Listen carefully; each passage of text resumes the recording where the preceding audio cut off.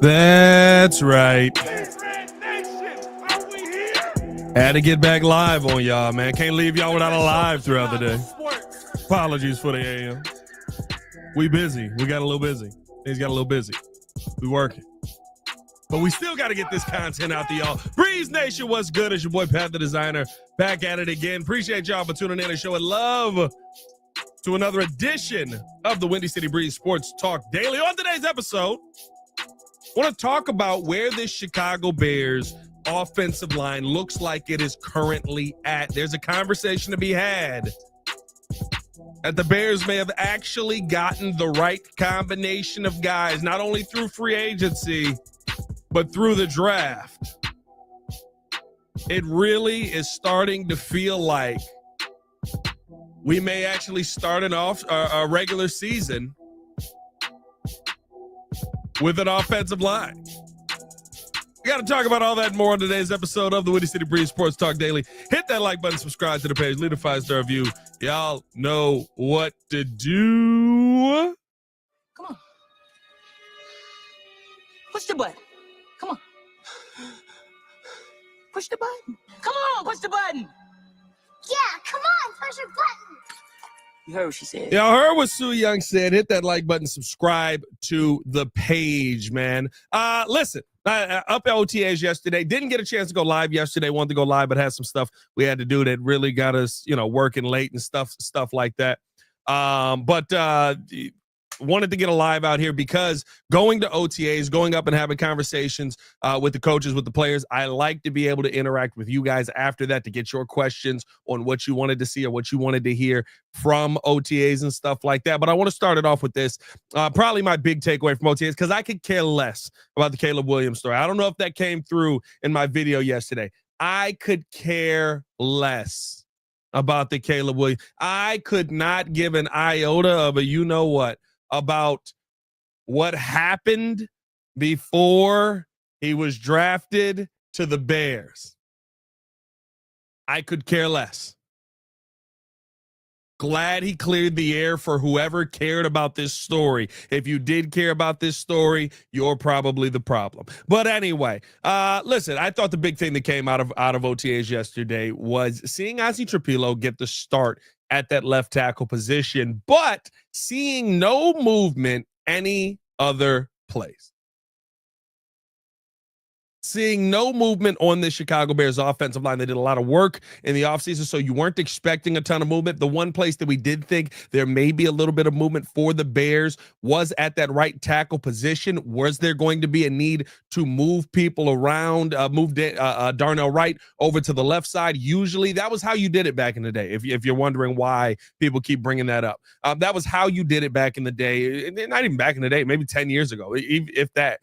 Your highest paid tackle always end up moving to the left side. That is not how this market is dictating, how this market is working anymore. Like it's just, it's one of those things for me where you're seeing right tackles make just as much as you're seeing left tackles make in the NFL, right? Penei Sewell up in Detroit is the number one tackle. He's on the right side. Nobody cares. Nobody's worried that he's the highest paid tackle. He's the best player on the team, and why move him? He's in a comfortable position. I think, though, that's the spot where you kind of look at it and go, okay, like you feel good about where Darnell Wright is at on that right side and what we've seen out of Darnell Wright. But do the coaches feel good about Darnell Wright being on that right side? And we heard that from Ben Johnson yesterday, where he talked about, on the right side of the football field, it feels like we're set. We like Darnell there. And when asked, would he be moved? Could he be on the left side? It was, we're in a fluid situation, but we like Darnell there. So kind of already telling you, he feels comfortable with Darnell Wright staying at that right tackle position, which feels like it could be a confidence that you have the answer over on the left side, or at least that Darnell's enough of an answer on the right side that you don't want to change that dynamic around. I love being in that place because we haven't been in that place. We haven't been in a spot where we can sit there and be confident about four guys on the offensive line and we got to figure this position out, and that's where the competition is going to be. And he did say say that competition is going to remain the competition, of course, between Karan and Ozzy right now. And of course, when Braxton Jones finally does come back during training camp, not going to take any participation in any of this portion of the offseason. But when we get to training camp, he'll be limited early on and then slowly work his way back in. But it just may be too late by then, because I really like what we're seeing from Ozzy Trapilo early on in this practice. Now, again, no pads, nothing on. There's literally no real evaluation you can have of him. But from a starting standpoint, you can look at a player and say, does it look like you play that position? Right now, it does not look like Ozzy Trapilo has never played left tackle in his life.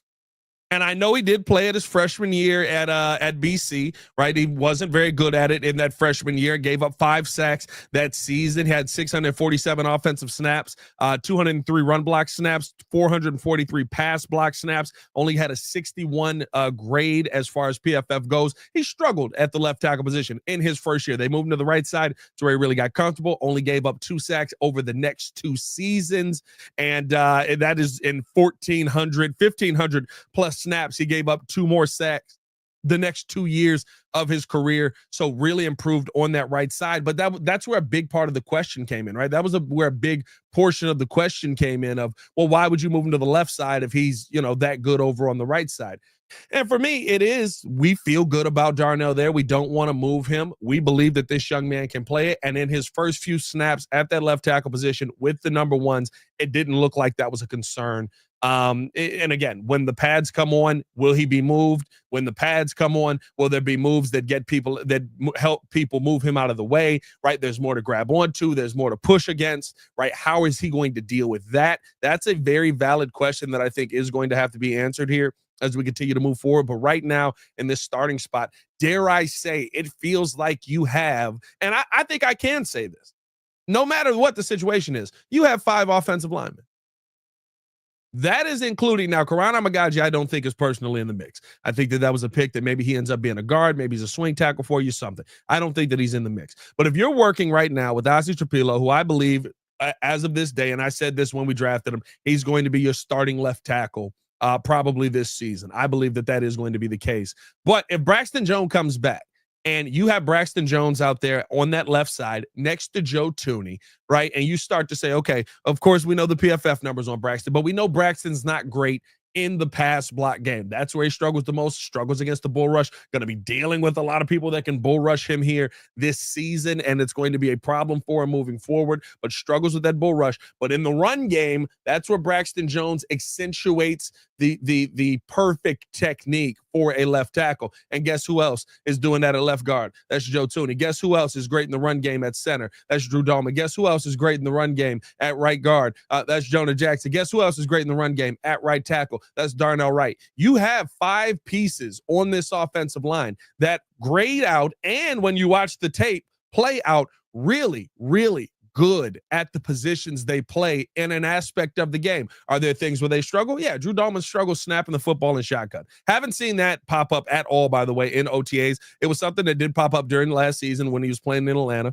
The shotgun snaps were not great, but again, right, Drew Dalman struggled at that. Everybody's got the things that is not going to make them the greatest offensive lineman of all time, except maybe Joe Thuney, who's multiple time All-Pro. I mean, he's pretty freaking good. But outside of that, right, like, you go out and you look at all of these pieces, and there are flaws on the team. But as of right now, can I say there's 5 people on this team that it looks really good if they do something? I do think that is the case. It looks like everybody has a skill set, has a talent, has the same talent that will allow them maybe to gel a little bit quicker. Now, again, I tell you, and hit that like button if you agree with this, and if you remember this, subscribe to the page, leave the 5-star review. Y'all know what to do. I will continue to say this, and it's why I have the Chicago Bears 9-8 on the season, 10-7 at best. It takes time to build this. This offensive line is not going to week 1, day 1, play 1. Now, I would love for them to, but I don't believe that week 1, day 1, play 1, you're going to see the greatest offensive line that we've seen in Chicago Bears history. I think it's going to take you 3 to 4 weeks to get yourself up to speed. That's just the modern NFL with how long this season is. Now, maybe we see Ben Johnson play guys a little bit more in the preseason, and so maybe they come in a little bit more prepared for the regular season. Teams aren't really doing that as much in the preseason. I don't know what Ben Johnson's approach to that is going to be, but if you're trying to gel an offensive line and hit the ground quicker, I would think you would want to see them earlier in the preseason.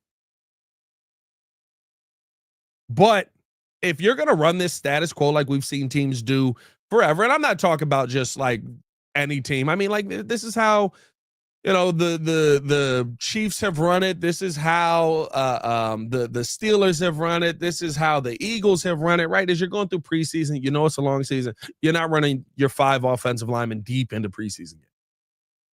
But you are trying to build something up here.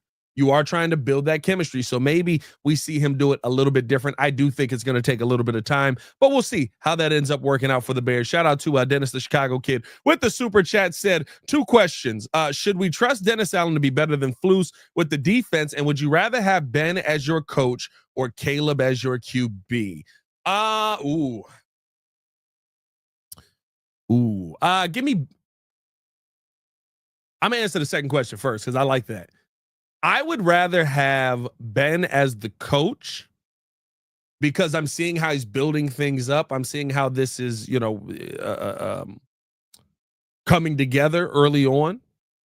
And I don't think that standard changes based on the players that are in there. But that's a good question. That's a good would you rather. We may throw that one out on the show tonight. We may do that one on the show tonight. That's a good would you rather.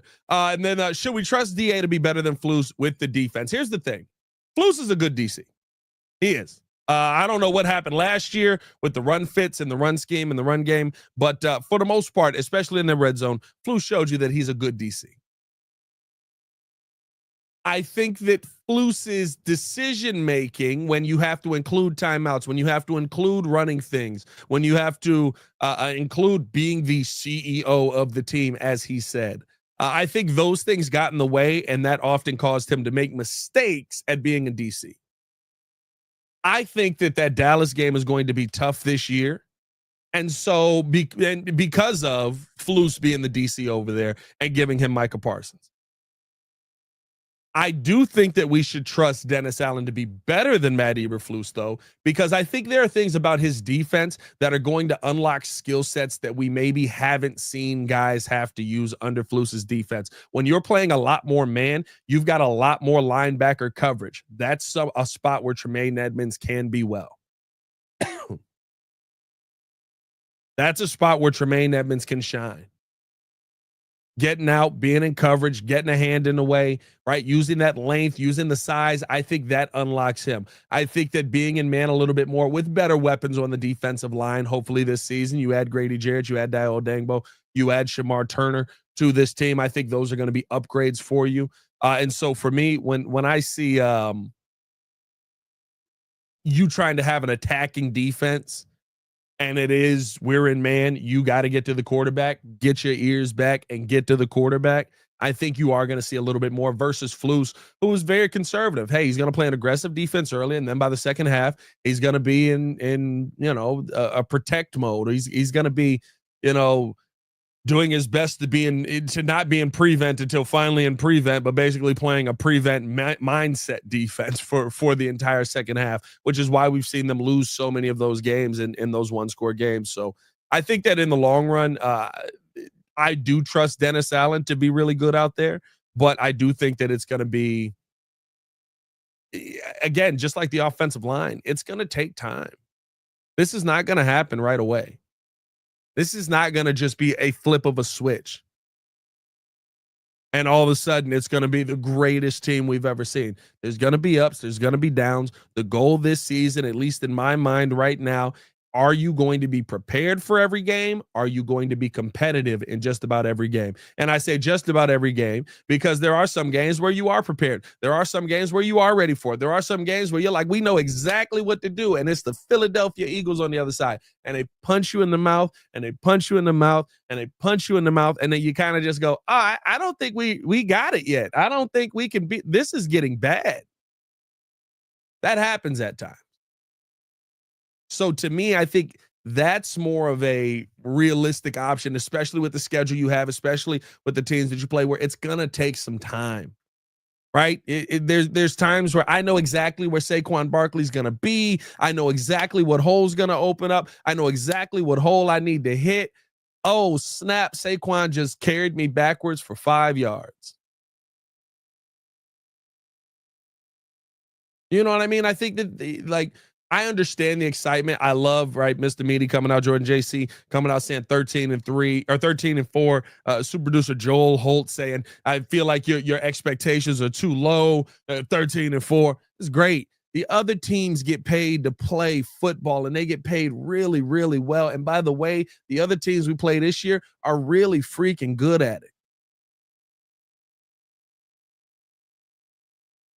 We ain't got the AFC South. We just don't. I would love it. This is the year to have the AFC South. But you're not going to get that kind of you don't get that kind of break in your schedule this year. If you want to call the Giants a break, maybe, but then right after that, boom, you're right back into the thick of it with Baltimore and Cincinnati.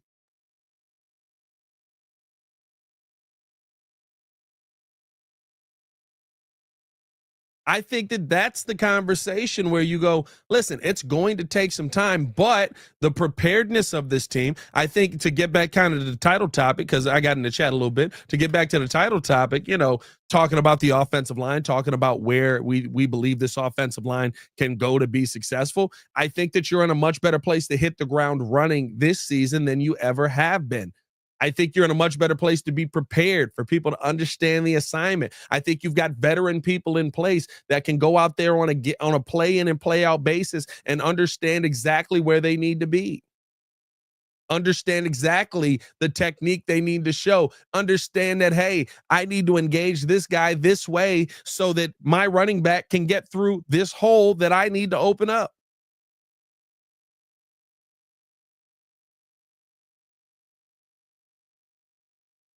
That to me is where I look at this upcoming season, and I do feel a heck of a lot better than we felt coming into previous seasons. I went into last training camp, and yes, I was excited. Yes, I was high on the Bears, and I felt like there was going to be this ascension.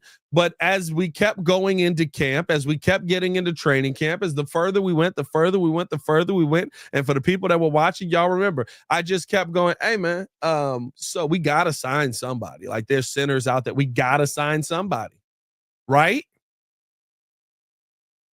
We gotta sign somebody, right? We're not gonna sign anybody. We're just riding into the season. Okay, well, at least we'll make an adjustment, right? At least at a minimum, we'll make an adjustment. We'll move Tevin Jenkins to the right side. They were dominant. Right side, Tevin Jenkins, Darnell Wright. That was a dominant force. We're going to adjust because we don't want to let our quarterback get hit 60 plus times, right? Hello? Guys? We're not going to go into the season like that, right, guys? Don't believe him. We're going into the season just like that. Tweet. Here we go.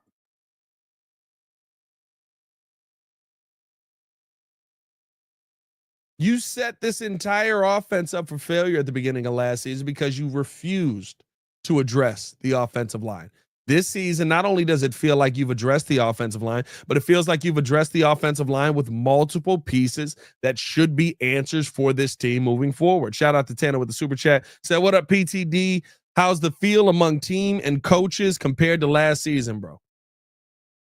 I think that's really the conversation we're having. Right now, early on, if we're talking about the feel among teams, among coaches, it feels like the team is learning. That's all I'm looking for right now. Are the coaches teaching? Are the players learning? I watched OTAs yesterday. You see Jaquan Brisker be able to come out there. He's calling out the defense. He's calling out plays. He's calling out audibles that need to happen because the offense is coming out in a different set. He's yelling out to the players, telling them where to be. Boss, yo, boss, get back. We're 5 days into OTAs. Okay, we're locking in the lingo. We're locking in the defensive scheme. We know where we're supposed to be right now.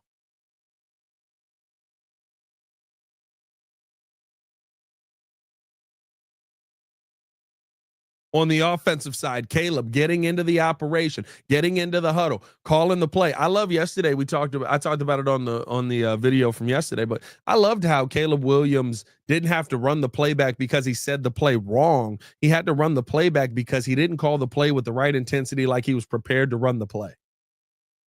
That's what Ben Johnson told him. He didn't call the play well enough, like he was prepared to run the play. They're trying to adjust mindset early on.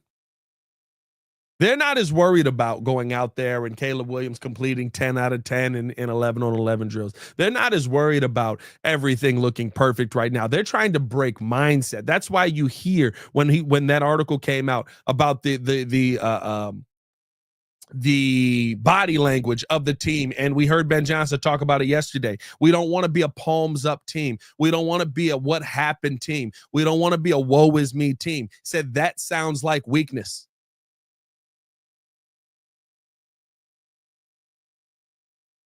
The goal right now is to change the mindset that was in this building last year, which is a mindset of good enough is good enough. They weren't trying to destroy teams. They weren't trying to blow teams out of the water. They weren't trying to embarrass teams. They were trying to be good enough for Matt Eberflus to keep his job. Good enough is good enough. Like the video. Subscribe to the page. That is what they're trying to fix early on here. That is why you're seeing coaches lose their mind. That is why you're seeing coaches go out there and pay attention to the most minute detail. You want to know what the best part of watching Antoine Randall coach is? And this is just me sitting there watching him in front of everybody, right? I don't know what he's doing behind closed doors, but the best part of watching him is every time I've seen him get on somebody, every time I've seen Antoine Randall go up to a receiver and have that coaching moment, have that, hey, we got to have a conversation here real quick, it's been off a successful play. Every time Antoine Randall he went up to DJ Moore telling him, I don't know what he was telling him, but he kind of pointed toward the line, kind of saying, you could have took this angle. That's what it seemed like to me. You could have gone here, or this is where we want you to go on this, whatever it is, right? He's trying to get a coaching point across. DJ Moore completed a pass and took it like 30 yards down the field. I'm sorry, Caleb Williams completed a pass to DJ Moore, and he took it like 30 yards down the field before anybody touched him. Randall running down the left sideline to coach him in that moment.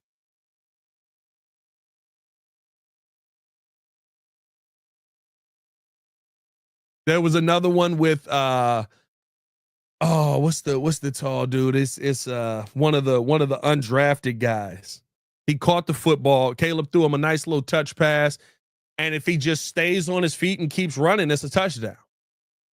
And Randall, he was biased. I could hear him on this one. He's just like, hey man, like, you got to stay on your feet on that one, don't you? That's the end zone. You got to stay on your feet on that one. Completed pass, 30-yard catch. Yeah, you stay upright. What are you doing? Why are you on the ground? Why are you laying down? You can't miss them opportunities.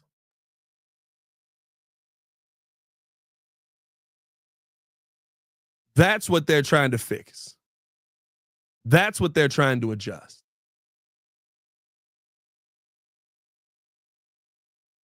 And that's why I'm confident in this coaching staff coming in and making the changes that need to be made here in Chicago.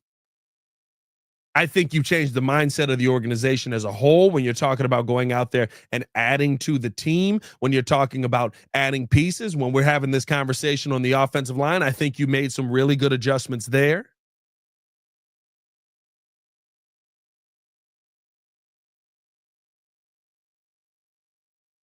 And now you've got to adjust on the talent that's already in the building. There's talented players here. If they go anywhere else, they'll be talented. Is that Jade Walker that did that? I think it was.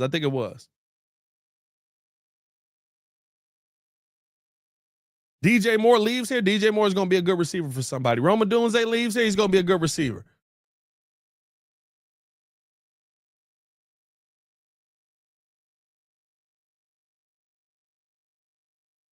There's all of these things.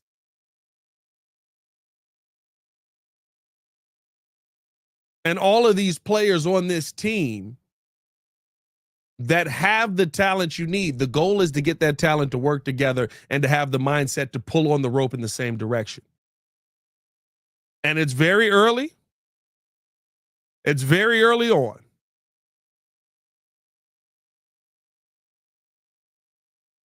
But how everyone is talking right now, it truly seems like we're all trying to make this thing work by pulling on the rope in the right direction. We're all in unison. We're all in lockstep. I love how Ben Johnson talked yesterday, and he said how him and Dennis Allen talk football. He was like, we just talk ball the same. Case Keenum comes in 30 minutes later. He says, maybe he watched the Ben press conference, maybe he didn't, but he talks about the conversation with Ben, and he said it was a 15-minute conversation that turned into 2 hours. And the theme of it was, we just talked ball the same. You get two guys in a room that talk ball and see the game the same way. This is what happens. You got guys that are like-minded in the building.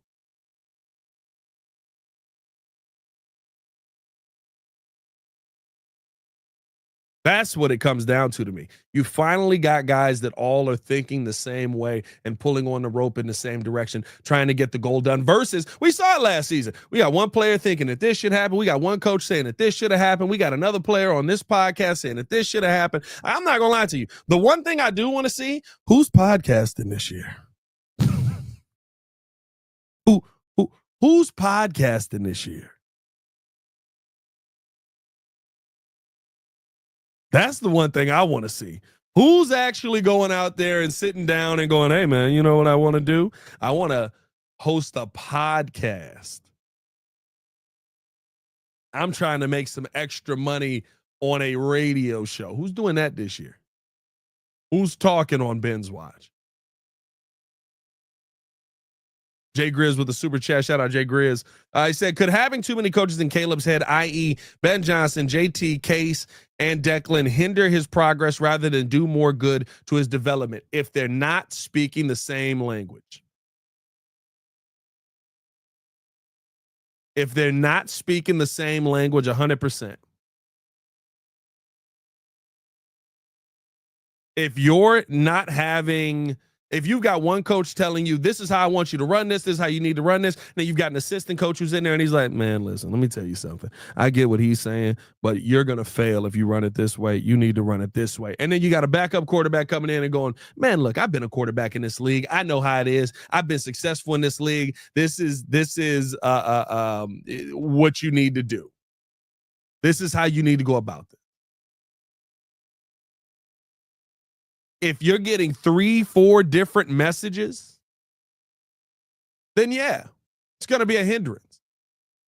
If everyone is teaching you the same plan, if everyone is teaching you the same techniques, if everyone is improving upon, Ben Johnson comes in, okay, we got to do this left foot forward, right? And I asked Caleb about that yesterday, getting comfortable with having the left foot forward, getting comfortable with being under center more.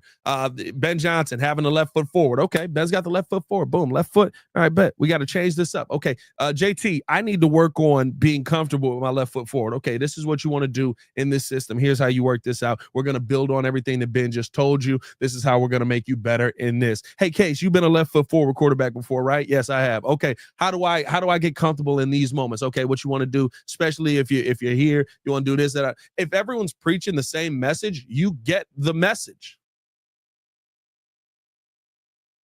You have no choice but to gather. So I don't think that it's a detraction to have everybody in your ear.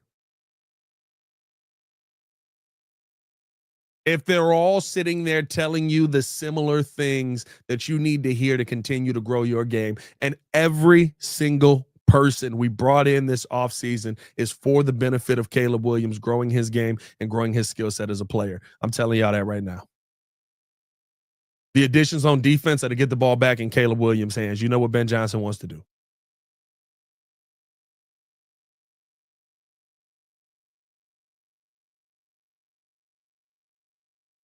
The additions of going out there and adding JT Barrett, adding Declan Doyle, adding Antoine Randall, adding Al Harris, adding Eric Bieniemy are all to make Caleb's life seem easier.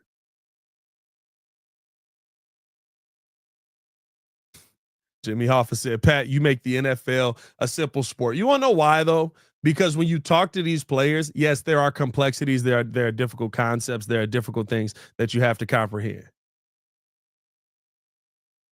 But at the end of the day, the plays that usually work are when you have the numbers for you.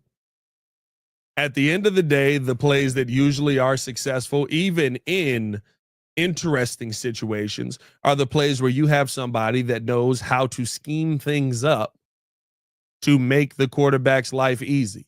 Usually that involves having more numbers on one side. Usually that involves having talented players that can get the job done. Do the Bears have it?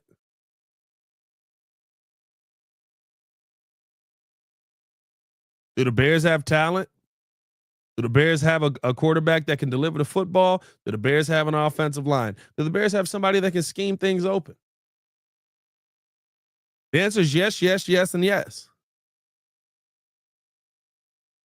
I've seen quarterbacks who aren't the greatest things in sliced bread go out there and look good because you had somebody that made the game easy for them. I've seen offenses that aren't the greatest things in sliced bread go out there and make the game look easy because you've got somebody that just knows what they're doing. We watched Kevin O'Connell with freaking, what was the bald rocket scientist? Why can't I think of the quarterback's name? Who's dang it, somebody let me know who. I can't think of his name. You know what I mean? But like, we saw Kevin O'Connell with him go out there and just be like, yeah, this is how you want to do this, and we're going to adjust this game to you. We're going to make this work, and we're going to make it very simple for you. Josh Dobbs, shout out Rex Smith.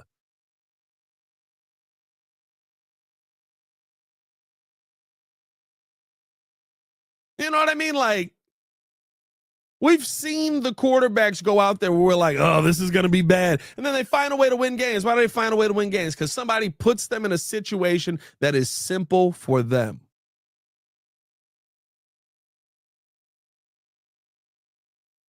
Does that mean that anybody can go out there and understand football concepts? No. You got to study it. You got to learn it. You got to figure the stuff out. You got to watch tape, all of that stuff. But usually when guys say it clicks, it's kind of just like, oh, yeah. Are you telling me I should? Like, my favorite story is Brett Favre not knowing after, I think he had won a Super Bowl already, and not knowing the difference between nickel and dime. Like, everybody who walks in the door and who plays the game is not a savant.